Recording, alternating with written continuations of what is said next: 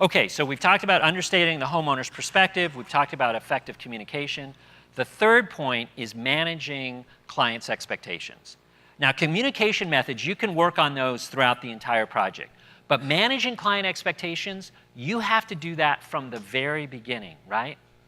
So, you know, there's lots of things that the homeowner has to understand about it and how unique a home construction project is. Some of those we talked about earlier.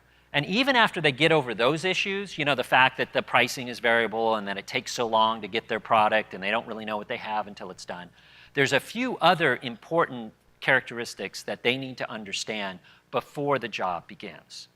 So the first is to explain to them that their job is a prototype. Now, in today's world of constantly updated software updates and annual product improvements, a homeowner is not used to buying a prototype. And although they may not like to hear it, their home is a prototype. You know, you as the builder, you basically have one chance to get it right. You can't, you know, after they move in, issue a software update after 3 months to fix all the problems. So it's important, too, that the homeowner understand that no one has ever built this project before, you know? And no one will ever build it again. And even if you're a kitchen remodeler and you say, look, I've built 50 kitchens before. Yes, but you've never built that exact kitchen with those exact materials in that way. And when you tell a client, you know, oh, I've done 50 kitchens, they think you've done that exact kitchen 10 times before. You know, they don't know, right? They're used to thinking about, you know, a car.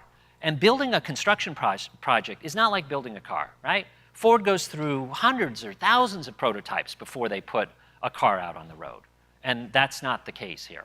So once you explain it to them, once they know that they're actually getting a prototype, they'll understand the process better. And they're more tolerant of the uncertainties along the way, especially if it's an engineer. If you have an engineer and he understands that you're basically building a prototype, he's going to be much more forgiving of the entire process. Okay, so next is to educate the homeowner on the uncertainties related to the construction project. As I talked about before, you can't really know in a demo what's behind the walls until you've actually demoed the walls, right? So it's important when you have a remodel that you talk to your clients about that. And no matter how good the architect is, no matter how great his plans are, you know they're never perfect, right? There's no way that he can work out every detail and have every connection correct.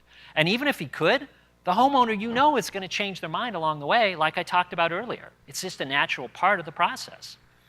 So again, you need to understand and you need to get your client to understand that you basically have one chance to get it right, right? And you can't go back after this point and make corrections and build it a second time. You can't. You got one chance. You're building that prototype once.